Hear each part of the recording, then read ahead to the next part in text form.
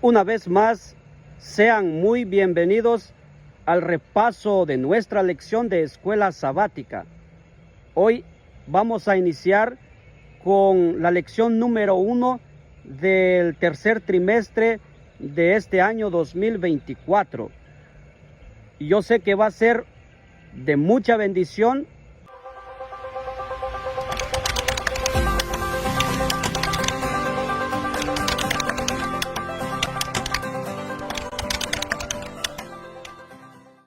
Y antes de avanzar en el repaso de nuestra lección, me es un placer presentarles a un invitado para que nos acompañe durante este trimestre, si Dios nos permite la vida.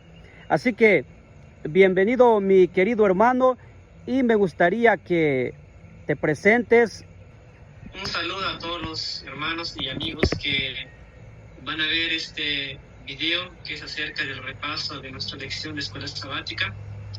Mi nombre es Emerson Rivera, soy de Guatemala y sean todos bienvenidos. Esperamos que el repaso que se va a dar en esta hora que sea de mucha bendición para cada uno de ustedes. Pues muchas gracias, hermano Emerson, por haber aceptado la invitación, porque sé que juntos vamos a crecer, vamos a aprender. Así que, mis apreciados hermanos y mis apreciadas hermanas, esta semana estaremos estudiando acerca del autor del libro de Marcos y, por supuesto, sobre el Evangelio de nuestro Señor Jesucristo. Hermano Emerson, acompáñanos a tener una breve oración para iniciar con el repaso de nuestra lección. Vamos a inclinar el rostro para poder comunicarnos con nuestro Dios. Nuestro Dios y Padre, en esta hora, Señor, queremos agradecerte por la vida, por el privilegio que nos concedes, Señor, de realizar este pequeño video para dar el repaso de nuestra lección, Señor. Perdónanos, no somos dignos delante de ti, pero en esta hora, Señor, queremos que tu Espíritu nos tome, que tu Espíritu pueda dirigir este pequeño repaso y que sea de mucha bendición para nuestros hermanos y para nuestros amigos que van a ver este video. Amén. En el nombre de Jesús, amén. El título de nuestra lección número 1 es El comienzo del Evangelio.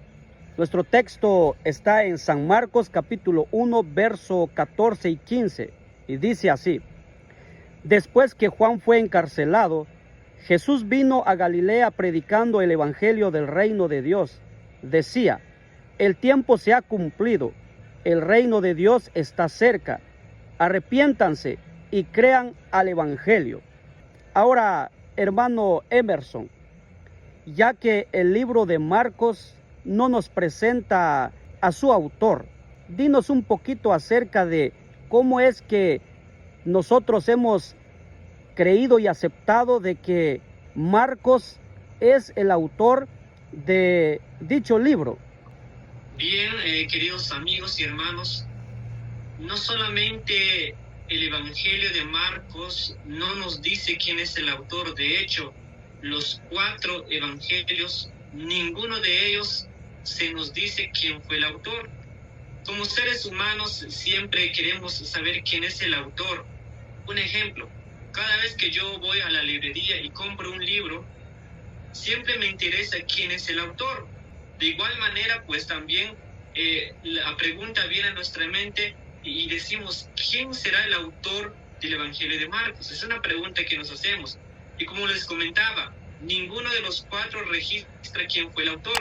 A diferencia del Evangelio de Juan, que hace referencia al discípulo amado, como que eso nos ayuda a entender de que el autor fue Juan, pero ya el resto, no se menciona quién es el autor.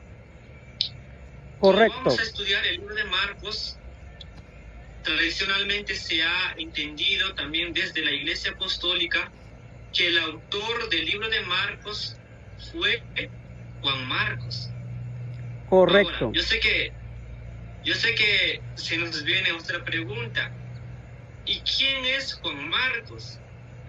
Pues la Biblia nos habla un poco acerca de este personaje. Quizás no es mucha la información que la Biblia nos da, pero sí nos da lo suficiente como para entender, para comprender de que el autor fue Juan Marcos.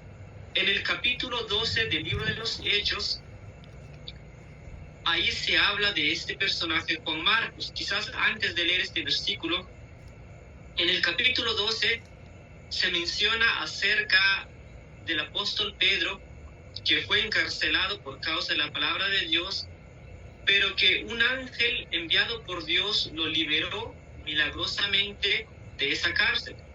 Saliendo Pedro de la cárcel, se dirigió a la casa de una mujer, según Hechos 12:12. Quiero que puedan leer este versículo que nos dice: y habiendo considerado esto, llegó a casa de María, la madre de Juan, el que tenía por sobrenombre Marcos, donde muchos estaban reunidos orando. Entonces aquí es donde aparece el nombre del autor del Evangelio de Marcos. Saliendo Pedro de la cárcel, se dirigió a la casa de esta mujer llamada María, que era la madre de Juan, que también tenía por sobrenombre Marcos. Es por eso que se le llama Juan Marcos. Correcto. Entonces, ¿pero quién era esta mujer? Pues según la historia, según también los estudiosos, los eruditos de la Biblia, nos dicen que esta mujer era un personaje muy influyente, de buena posición. O sea, era una mujer adinerada, que también era creyente, donde le daba hospedaje a todos los cristianos, en donde se realizaban oraciones. Entonces ahí es donde llega Pedro y se presenta por primera vez el nombre de este joven, de este muchacho llamado Juan Marcos. Al parecer como que este personaje como que no juega un papel muy importante, pero ya conforme el libro de los Hechos avanza, conforme uno estudia, nos damos cuenta que este joven más adelante tendrá una función muy importante, que juega un papel muy importante para el Evangelio de San Marcos. Después, en el capítulo 13, ya avanzando, en el capítulo 13 de Hechos, ahí nos relata acerca de dos personajes. En el capítulo 13 encontramos a Bernabé y a Saulo, que son comisionados por el Espíritu Santo para ir a predicar el Evangelio. Por cierto, es el primer viaje misionero que Pablo realiza. Y en el versículo 5 de Hechos 13 nos dice: y llegados a Salamina, anunciaban la palabra de Dios en las sinagogas de los judíos. Tenían también a Juan de ayudante. Nuevamente aparece el nombre de Juan Marcos. Correcto. Entonces Pablo se va en su primer viaje misionero, pero también los acompaña este joven llamado Juan Marcos. Entonces él toma la decisión de emprender este viaje misionero junto con Bernabé y Pablo. Pero ¿qué sucede después? Por eso esta parte es subtitulado El misionero fracasado. Porque conforme va avanzando el capítulo 13, en el versículo 13 dice: habiendo zarpado de Pafos, Pablo y sus compañeros arribaron a Perge de Panfilia, pero Juan, apartándose de ellos, volvió a Jerusalén. O sea, noten lo interesante. Por alguna razón que no se sabe, Juan Marcos se aparta, es decir, abandona la misión y se regresa a Jerusalén. Correcto. Por eso es subtitulado El misionero fracasado. ¿Por qué razón? Probablemente Juan Marcos se emociona y acompaña a estos dos personajes, pero ya a la mera hora de experimentar la obra del Señor no era tan fácil. En aquellos tiempos el ser misionero no era una tarea tan fácil. Eso indicaba, o eso llevaba sacrificio, eso dejar la casa, dejar las comodidades. Y como dijimos anteriormente, Juan Marcos venía de una familia de una buena posición. Correcto. Estaba acostumbrado a las comodidades. Mientras que al realizar un viaje misionero, eso implicaba sacrificio. No solamente eso, sino que también peligro al realizar un viaje misionero. Por esta razón, Juan Marcos decide regresar y abandonar a Saulo y a Bernabé. Entonces, aquí vemos a este joven fracasando porque decide regresar. Entonces, mis hermanos, ¿qué enseñanza nos puede dejar esto? Yo creo que hay varias enseñanzas que nos puede dejar. Como cristianos, queridos hermanos, podemos fracasar en nuestra vida espiritual. En nuestra vida material también podemos fracasar en diferentes ámbitos de nuestra vida como personas. Podemos fracasar, incluso siendo cristianos, porque vivimos en un mundo de pecado. No somos perfectos, no estamos exentos de peligros. Estamos en riesgo de fracasar. Pero la buena noticia es, fracaso no es derrota. Entonces aquí es donde viene la parte, hermano Armando, que nos va a continuar relatando qué fue lo que sucedió con este personaje.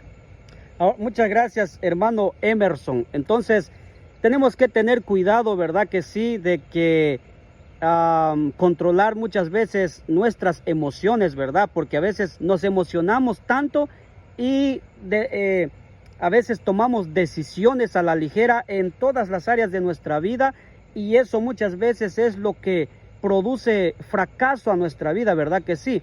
Entonces, todos en algún momento hemos experimentado fracasos en nuestra vida, pero detrás de cada fracaso hay una lección, la cual nos ayuda a dar un paso gigantesco para que entonces nosotros, con la ayuda de nuestro Dios, podamos levantarnos y comenzar de nuevo, ¿verdad que sí? Eso fue lo que pasó con Juan Marcos. Por eso, en la segunda parte de nuestro estudio, en el libro de Hechos, capítulo 15, verso 36, dice así: algún tiempo después, Pablo le dijo a Bernabé: volvamos a visitar a los creyentes en todas las ciudades en donde hemos anunciado la palabra del Señor, y veamos cómo están. Resulta que Bernabé quería llevar con ellos a Juan Marcos, pero a Pablo no le pareció prudente llevarlo, porque los había abandonado en Panfilia y no había seguido con ellos en el trabajo. Se produjo entre ellos un conflicto tan serio que acabaron por separarse. Bernabé se llevó a Marcos y se embarcó rumbo a Chipre. Interesante, ¿verdad, hermano Emerson? ¿Cómo es que Pablo, cuando emprendieron el viaje hacia las ciudades donde ellos habían evangelizado con Bernabé, deseando visitar a los hermanos para saber cómo se encontraban, ¿verdad? Entonces, dice el texto bíblico que Pablo dijo: no, a este muchacho no hay que llevarlo, este es un fracasado, con este no vamos a lograr nada, porque este es un miedoso, este no sirve para el ministerio, así que mejor que se quede. Entonces Bernabé dijo: no, Señor, aquí hay un potencial en él, hay que llevarlo. Entonces eso produjo un conflicto que los separó a los dos, y Bernabé decide llevar a Juan Marcos. Ahora, aquí hay varias lecciones que podríamos sacar. En primer lugar, podríamos aprender como líderes todas aquellas personas, ¿verdad, hermano Emerson?, a las que hemos evangelizado. Es necesario que en algún momento volvamos a visitarlas para saber cómo se encuentran y así suplir cualquier necesidad que tuviesen con la ayuda de nuestro Dios. Y en segundo lugar, tenemos que aprender a no poner nuestra vista en lo que ven nuestros ojos por lo de afuera. ¿Por qué? Porque Dios ve el potencial que puede haber en un niño, en un joven, en una señorita o en un adulto. ¿Por qué? Porque Dios ve el corazón. Entonces, acordémonos de David, ¿verdad? Que todos pensaban que uno de los hijos de Isaí, el más grande, el más fuerte, iba a ser el rey, pero Dios dijo: ese no es. Y trajeron al que andaba ya sucio entre las ovejas y el que para su padre no servía. Ese era el escogido de Dios. Entonces, Hay un potencial en cada persona y Dios nos ha dado diferentes potenciales para su ministerio, para poder hacer avanzar el evangelio. Ahora, decide llevar a Marcos. Y miren ahora cómo esta segunda oportunidad Juan Marcos la aprovecha. Ahora miren, dice Colosenses 4:10, Aristarco, mi compañero de cárcel, les manda saludos, le dice a la iglesia de Colosa, como también Marcos, el primo de Bernabé. En cuanto a Marcos, ustedes ya han recibido instrucciones. Si va a visitarlos, recíbanlo bien. Miren cómo el apóstol Pablo ahora presenta a este muchacho al cual él había decidido dejarlo, ¿verdad que sí? Porque pensaba que no servía para nada. Ahora mire cómo este muchacho llegó a ser un excelente ayudante para el apóstol Pablo. Por eso, segunda de Timoteo 4:11 dice, solo Lucas está conmigo, recoge a Juan Marcos y tráelo contigo, le dice a Timoteo, porque me es de ayuda en mi ministerio. ¿Cómo es que ahora Pablo lo presenta como su ayudante en la obra? Porque Juan Marcos ahora sí, de todo corazón decidió seguir a nuestro Señor Jesucristo y ponerse en las manos de Él para ser una pieza fundamental en el avance del Evangelio. Por supuesto que hay otros textos como primera de Pedro 5:13, donde Pedro presenta a Marcos como su hijo espiritual. Así que Juan Marcos ahora estaba tan metido en las cosas de Dios o en el camino del Señor, para entonces ahora estar listo y preparado para ser un instrumento poderoso del Evangelio en las manos de Cristo Jesús. Ahora, hermano Emerson, ¿qué podrías decirle a esas personas que en algún momento de la vida se resbalaron y en estos momentos no encuentran solución para sus problemas, no saben cómo levantarse, no saben cómo avanzar? ¿Qué podrías decirles antes de pasar en la siguiente parte de nuestra lección? Bien, hermano, yo les diría que Dios es un Dios de segundas oportunidades. Y como dijimos, como líderes que somos, también deberíamos de ser eso, dar segundas oportunidades, porque al hablar de dar una segunda oportunidad, eso equivale a gracia. Amén. Y eso fue lo que Dios hizo con nosotros cuando el pecado entró en este mundo. Adán y Eva estaban perdidos, pero Dios no los dejó a su suerte, sino que Dios se levanta, busca al hombre para salvarlo. Y ahí nosotros vemos a nuestro Dios, que es un Dios de segundas oportunidades. Por eso, mi hermano, si por esas cosas de la vida estás alejado de la iglesia, yo te animo, levántate. Dios quiere restaurar tu vida. Dios quiere darte una segunda oportunidad. Quiere transformar tu vida. Gloria a Dios. Tú, mi amigo, aún no te has entregado a Cristo, pues también Dios te invita. Acércate, busca una iglesia adventista en donde quiera que estés. Y yo estoy seguro que cuando nosotros nos entregamos a Dios, Él nos toma, nos moldea. Somos como barros en sus manos, como barros en manos del alfarero. Así que eso es lo que yo le diría, hermano. Gracias, hermano Emerson. Ahora entonces veamos cómo Marcos ahora, ya siendo un muchacho ya convertido, pulido, ¿verdad? Moldeado por el Señor, ahora cómo nos presenta al gran mensajero que Dios envió para preparar el camino o el ministerio de nuestro Señor Jesucristo. Hermano Emerson, el tiempo es suyo. Bien, en esta parte que es subtitulado El Mensajero, aquí es donde ya Juan Marcos empieza a escribir el Evangelio de nuestro Señor Jesucristo. En el capítulo 1, versículo 1 al 2, dice de lo siguiente: principio del Evangelio de Jesucristo, Hijo de Dios, como está escrito en Isaías el profeta: he aquí yo envío mi mensajero delante de tu faz, el cual preparará tu camino delante de ti. Si nosotros notamos, queridos amigos, en los primeros 4 versículos, Juan Marcos nos menciona 3 personajes que aparecen en estos 4 versículos. ¿Y quiénes son estos 3 personajes? Primeramente, él dice, principio del Evangelio de Jesucristo. Nos está presentando a Jesucristo como el Hijo de Dios.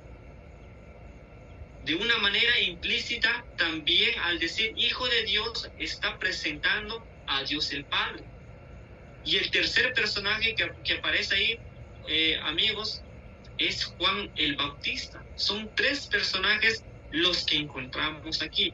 Pero también es muy importante reflexionar cuando Juan Marcos empieza a decir principio del Evangelio de Jesucristo. Este es el resumen. O sea que en sí, el libro de Marcos, ¿qué es? Es el Evangelio. ¿De quién? De Jesucristo. ¿Y qué es Evangelio? Son buenas noticias. Correcto. Eso es lo que significa esa palabra, Evangelio. Es buenas noticias. ¿Para quién? Para Armando, para mí, para ustedes, para todos. Así es. De eso, Juan Marcos empieza a relatar la predicación de Juan el Bautista. Y él comienza diciendo, Juan el Bautista comienza diciendo, como está escrito en Isaías el profeta, he aquí yo envío mi mensajero delante de tu faz, el cual preparará tu camino delante de ti. Voz que clama en el desierto, preparad el camino del Señor, enderezad sus sendas. O sea, lo que llama la atención de la prédica de Juan el Bautista es que está basado sobre textos del Antiguo Testamento. Específicamente, Juan el Bautista está citando Éxodo 23:20, Isaías 43, Malaquías 3:1. Son textos del Antiguo Testamento que él usa para predicarle a la gente. ¿Y de qué hablaban estos 3 versículos? Pues ya ustedes en casa con más tiempo, con más calma lo pueden leer, pero en sí, Éxodo 23:20 nos habla de que el Señor iba a enviar un ángel para dirigir al pueblo, para guiarlo en su caminar, para entrar en la Canaán terrenal. Amén. En el libro Así de Isaías, capítulo 40, versículo 3, ahí nos habla de que describe a Dios que está presente con su pueblo como un camino para llevarlos, para encaminar a su pueblo.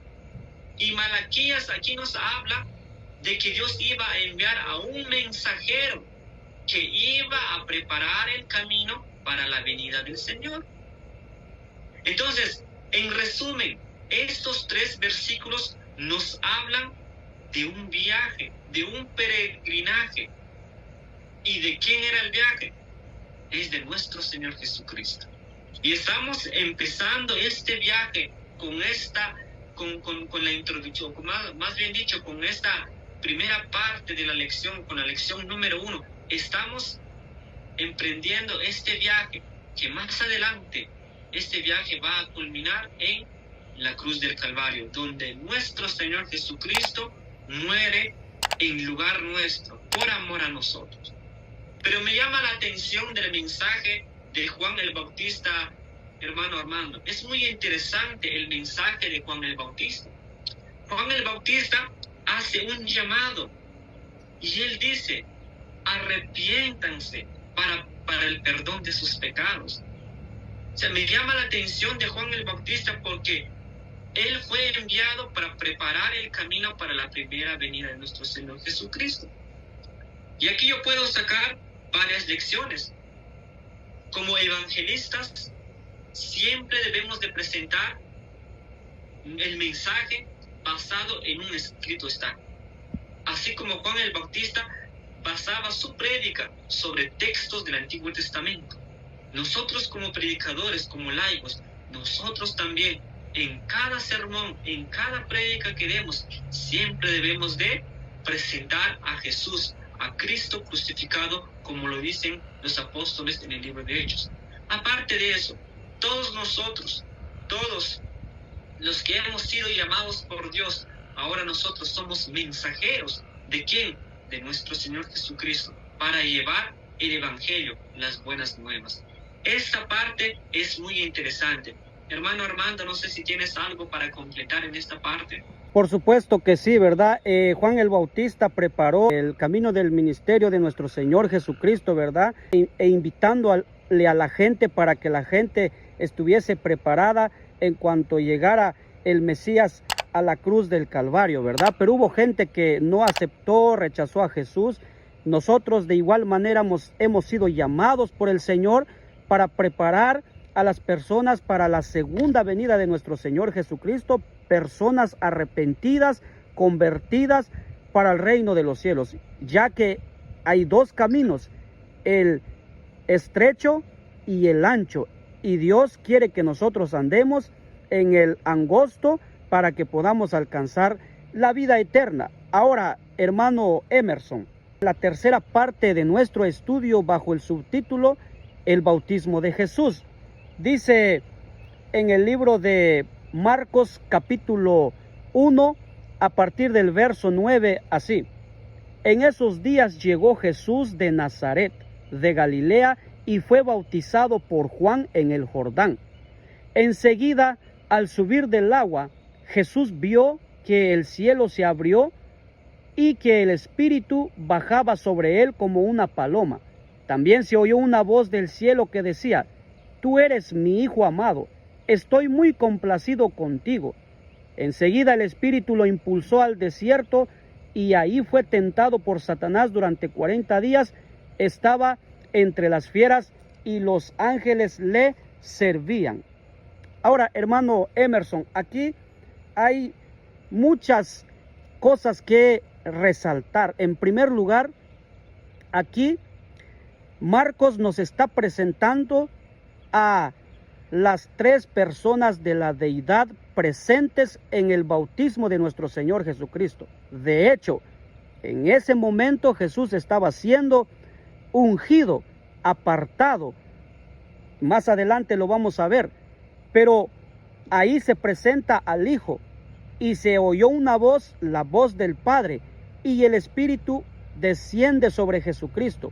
¿Por qué? Porque esto es muy importante, hermano Emerson, porque hoy día hay quienes no creen en las tres personas coeternas.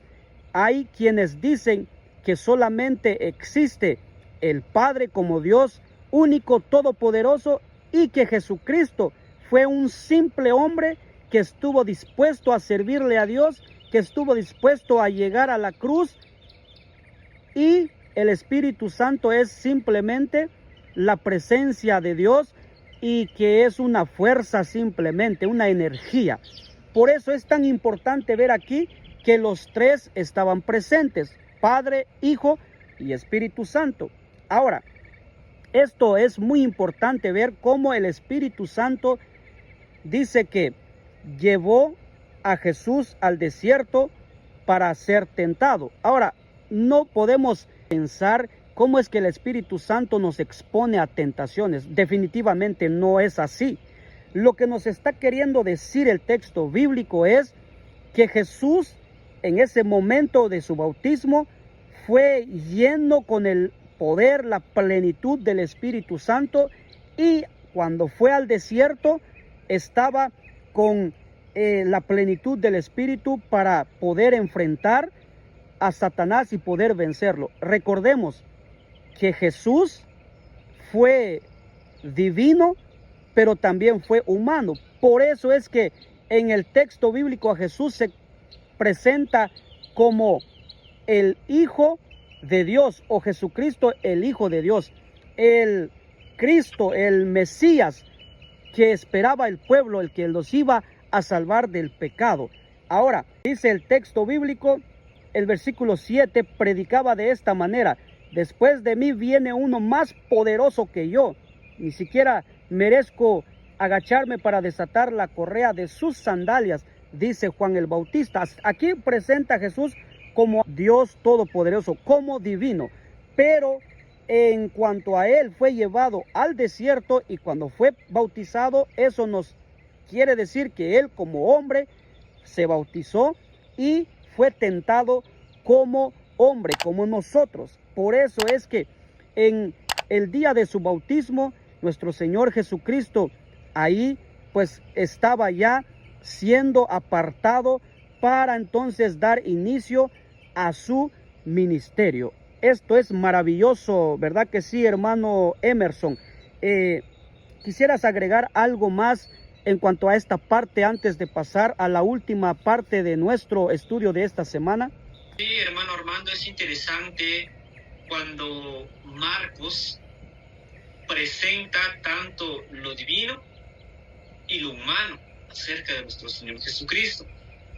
Pero también lo que llama la atención acerca del libro de Marcos, dice que Él subió ¿de dónde? Del agua. Sé que aquí me está dando algo muy importante, que el verdadero bautismo es por inmersión. Uno tiene que bajar a las aguas, porque si dice subía, la lógica nos dice que tuvo que bajar. Ya. Aparte de eso, algunos preguntan ¿por qué Jesús se bautizó?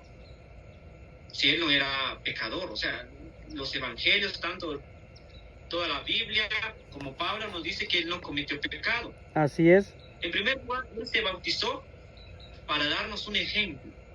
Por eso yo hago un llamado a todas aquellas personas, aquellos amigos y hermanos que han entendido el mensaje, el evangelio, pero por alguna razón no se han entregado en las manos del Señor. La invitación es: arrepiéntete y bautízate, porque es la entrada para el cielo. Amén, amén. Es aceptar a Jesús como mi Salvador, es decir, declarar públicamente: yo amo a mi Señor Jesucristo. Amén. Por eso yo quiero hacerles esa invitación de que demos ese paso. Posiblemente algo les detiene, pero para Dios todo es posible. Amén. Una es eso. Y ya con esto vamos a culminar el repaso, hermano Armando, por el tiempo. El Evangelio según Jesús. Jesús empieza su ministerio. Y Marcos lo registra en el capítulo 1, versículo 14, versículo 15, dice de lo siguiente: después que Juan fue encarcelado, Jesús vino a Galilea predicando el evangelio del reino de Dios, diciendo: el tiempo se ha cumplido y el reino de Dios se ha acercado. Arrepentíos y creed en el evangelio. Juan es encarcelado, pero ahora Jesús empieza a ejercer su ministerio. Y es interesante, noten en el versículo 15, el mensaje de Jesús contiene 3 partes. Primeramente dice: el tiempo se ha cumplido. Eso se refiere, hermanos y amigos, a un tiempo profético. La parte número 2 del mensaje dice: y el reino de Dios se ha acercado. Se refiere a una promesa del pacto que Dios había hecho con su pueblo. Y la parte número 3 del mensaje dice: arrepentíos y creed en el evangelio. Es decir, aquí es un llamado al discipulado. Todos los que siguen a Jesús, ahora Jesús les hace el llamado para evangelizar el mundo, es decir, llevar las buenas nuevas de salvación. Pero es interesante cuando Jesús dice: el tiempo se ha cumplido. ¿Qué indica eso? ¿A qué se refiere esa expresión que Jesús hace? El tiempo se ha cumplido. Ya lo dijimos, se refiere a un tiempo profético. Cuando Jesús dice que el tiempo se ha cumplido, está haciendo una alusión del libro de Daniel, capítulo 9, versículo 24 al 27. ¿Y qué es lo que encontramos en esos versículos? Ahí nos habla de las 70 semanas que fueron dadas al pueblo de Israel. Daniel dice: 70 semanas están determinadas, otras versiones dicen acortadas, para tu pueblo, para tu nación. Es decir, Dios le da la oportunidad a Israel como instrumento de evangelizar al mundo. le da un tiempo de gracia que son 70 semanas. Y una semana tiene 7 días. Entonces, si multiplicamos 70 semanas por 7 días, nos da un total de 490 días. Pero en la profecía, queridos amigos, un día equivale a un año. Según el libro de Números, también según el libro de Ezequiel, que son los que, y otros textos, por supuesto, que nos ayudan a entender de que un día equivale a un año profético. Ahora, la pregunta es, ¿cuándo empieza este periodo profético? Pues el libro de Daniel nos da la respuesta en el versículo 25, que nos dice: sabe pues y entiende que desde la salida de la orden para restaurar y edificar a Jerusalén hasta el Mesías príncipe habrá 7 semanas y 62 semanas. Ahí está la respuesta. ¿Cuándo empiezan las 70 semanas o los 490 días o años proféticos? Empieza con la orden para restaurar y edificar a Jerusalén.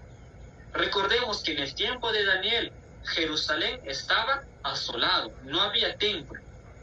Entonces, se le da la respuesta que cuando se dé la orden para restaurar y edificar a Jerusalén, allí se iba a comenzar las 70 semanas. Y según la historia, ¿cuándo empieza o cuándo se dio este decreto? Pues según la historia, hay 3 decretos que se dieron para restaurar a Jerusalén. El primer decreto fue dado por Ciro en el año 537 antes de Jesucristo. El segundo decreto fue dado por Darío I en el año 520. Y un tercer decreto que aparece en el año 457 antes de Jesucristo por Artajerjes. Ahora, ¿cuál de los 3 cumple lo que dice Daniel, de que se da la orden para restaurar y edificar? El único que cumple con esos requisitos es el tercer decreto que fue dado por Artajerjes. ¿Por qué razón? Porque el tercer decreto, ahí se le da la orden para edificar Jerusalén, pero no solamente eso, sino que Jerusalén se le da la autonomía para poner sus gobernadores y que se puedan regir por sus leyes judías. Porque recordemos, quien estaba gobernando ahí eran los medos y los persas.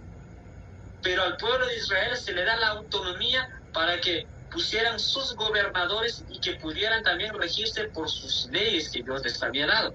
Por eso nosotros creemos históricamente que esta fecha es la que concuerda para el inicio de las 70 semanas. Pero como Daniel decía, desde que se da el decreto para la orden de edificar a Jerusalén, habrán 7 semanas, más 62 semanas hasta el Mesías príncipe. Entonces, si sumamos, se da la orden, más 7 semanas, más 62 semanas, ¿cuántas semanas llevamos? 69. 7 más 62, 69 semanas, hasta el Mesías príncipe. Así lo llaman. Ahora la pregunta es, ¿qué significa eso, Mesías príncipe? Esa palabra en el original hebreo es Meshiach, que significa ungido. En la versión al castellano dice al Mesías. En mi versión, que es Reina Valera 60, nos dice hasta el Mesías príncipe. No sé, en tu versión, hermano Armando, no sé cómo lo traduce. Bueno, sí, lo traduce de esa manera. Sí, hay una versión que también nos dice hasta el ungido. Exactamente, y esa versión nos saluda, pero lamentablemente hoy en día queridos amigos, las Biblias más, se podría decir, más actualizadas, más recién salidas, como por ejemplo la Biblia de Jerusalén, la Biblia lenguaje actual, no usa esa frase. Como por ejemplo, la versión traducción lenguaje actual dice, hasta la llegada del Mesías elegido. Ahí se pierde esa traducción. Simplemente nos dice príncipe elegido, pero no nos dice ungido o no dice Mesías. Entonces, ¿eso por qué razón? Porque algunos eruditos hoy en día creen que esa parte cuando dice en el original es Mesías, se refiere al rey Antíoco Epífanes antes de Jesucristo. O sea que en otras palabras, la profecía de las 70 semanas nada que ver con Jesús. Pero en el original dice Mesías, es decir, con el ungido. En el castellano pues es la palabra Mesías, que es lo que traduce la Reina Valera 6095, que sí lo traduce de una manera correcta. Entonces hasta ese punto dice 7 semanas más 62 hasta el Mesías príncipe. ¿Y cuándo se cumplió eso, el Mesías príncipe? Cuando Jesús fue bautizado. Recordemos la parte que nos compartió nuestro hermano Armando en el bautismo de Jesús. ¿Qué fue lo que se derramó sobre Jesús? ¿O qué fue lo que vino sobre Jesús? La plenitud del Espíritu Santo. La plenitud del Espíritu Santo. Es decir, dice que descendió en forma de paloma. Y esto nos dice, nos aclara en el libro de Hechos, capítulo 10, 38, que Jesús fue ungido con el Espíritu Santo. Entonces, ¿cuándo se cumplieron las 69 semanas? En el bautismo de Jesús, que fue en el año 27 después de Jesucristo. Ahí se cumple las 69 semanas. Por eso Jesús dice, el tiempo se ha cumplido. En otras palabras, Jesús está diciendo, era lo que decía el profeta Daniel, se ha cumplido. Pero hace falta una semana. Porque Daniel dice, y por otra semana confirmará el pacto con muchos. Pero a la mitad de la semana, dice, hará cesar el sacrificio. Y justamente, en el año 27 Jesús es bautizado, se cumplen las 69 semanas, y ahí nos falta una semana, o sea, 7 años literales. A la mitad de esa semana, en el año 31, Jesús muere, es crucificado por nuestros pecados. 3 años y medio después, es apedreado Esteban como el primer mártir cristiano. Los judíos rechazan definitivamente a Jesús. Ahora el evangelio es llevado ¿a quién? A los gentiles. Ahí es donde se termina la profecía de las 70 semanas en el año 34 con el apedreamiento de Esteban. Ahí se cumple esa profecía para Israel. Ahora Israel ya no es más el pueblo de Dios como instrumento para llevar el evangelio. Ahora el evangelio es llevado ¿a quién? A los gentiles, que son usados por Dios para llevar el evangelio. No significa que los judíos no tengan salvación, tienen, pero ya no son más el instrumento por Dios para llevar el evangelio. O sea que es interesante estudiar esto. ¿Por qué razón? En el tiempo de Jesús, lo que Jesús les quería entender a los judíos en ese entonces, yo soy el Mesías de quien Daniel profetizaba. Pero tristemente el pueblo, como dice Juan, a los suyos vino y los suyos no le recibieron. No lo recibieron. Por eso, mi amigo, mi hermano, quizás esta es una profecía un poquito profundo, a veces nos cuesta, nos dificulta para entender. Te pregunto, ¿cuándo fue la última vez que estudiaste las 70 semanas? ¿Qué mensaje te da eso? La enseñanza que yo saco de esto, hermano Armando, es que Jesús tiene un calendario profético. Aparte de esto, que Jesús tiene el control de este mundo. Amén. Y que lo que está escrito se cumple al pie de la letra. Así es. Había un tiempo donde iniciaba, donde finalizaba, y así se cumplió. Y si ustedes hacen un cálculo matemático, como dijimos, que el tiempo iniciaba en el año 457 antes de Jesús y termina en el año 34. Si ustedes suman 457 más 34, nos da un total de 491. Entonces, podemos decir, entonces, ¿qué falló la profecía? No es así, porque las 70 semanas son 490. Entonces, ¿por qué sobra uno? Porque recordemos, hermanos, que el cambio del calendario nunca hubo año cero, sino que es por decir, venía el año 1 antes de Jesús, automáticamente se pasó al año 1 después de Jesucristo, por lo tanto no hay año cero, y al momento restamos 1 y con eso quedan los 490 años. Así que, hermano Emerson, es interesante, hermano Armando, es interesante. Y eso también me llama la atención cuando Pablo dice, y Dios mandó a su Hijo en cuanto se cumplió. O sea, que había una fecha exacta. Y así será para la segunda venida de Jesús. Hay una fecha ya anotada, que no lo sabemos. Así es, hermano Pero Emerson. sí es interesante la palabra de Dios. Así que, hermano Emerson, la palabra, dice Apocalipsis, la palabra es segura, se cumple, ¿verdad? Entonces, es interesante cómo la lección de esta semana, ¿verdad? Para ya ir cerrando con el repaso de nuestra lección, de cómo es que Marcos no se presenta como el autor del libro. Sin embargo, de acuerdo a la luz de la palabra del Señor, por fe, entendemos y aceptamos que Marcos o Juan Marcos es el autor del libro. Ahora, Marcos no nos habla así con sus propias palabras lo que se registra en su libro, sino más bien él permite que por las mismas historias se nos dé a conocer lo que sucedió. Por ejemplo, las palabras que dijo Juan el Bautista, él presenta esas palabras.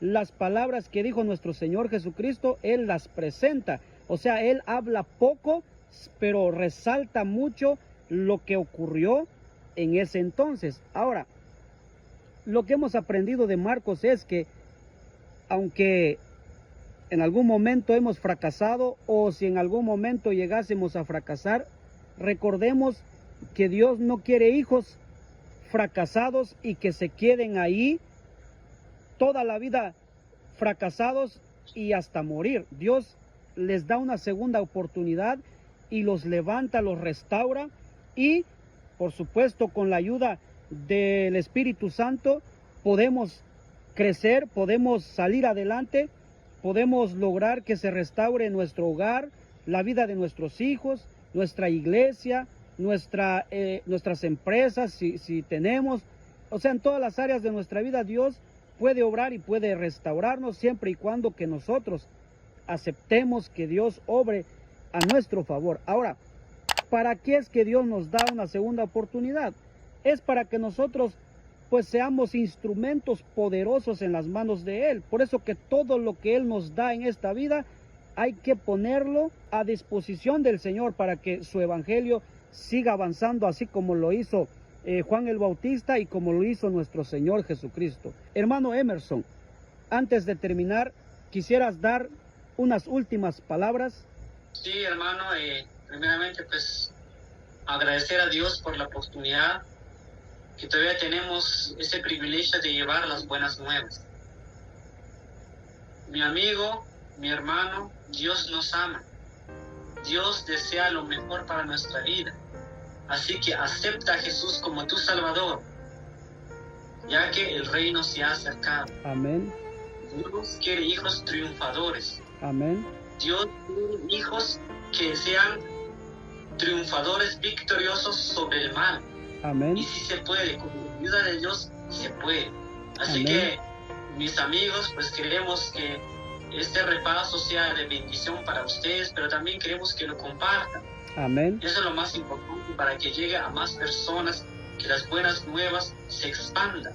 Amén. Así que les invitamos para el repaso de nuestro próximo tema, que sería la lección número 2. Estamos invitados y esperamos que sea de mucha bendición para sus vidas. Que el Señor les bendiga.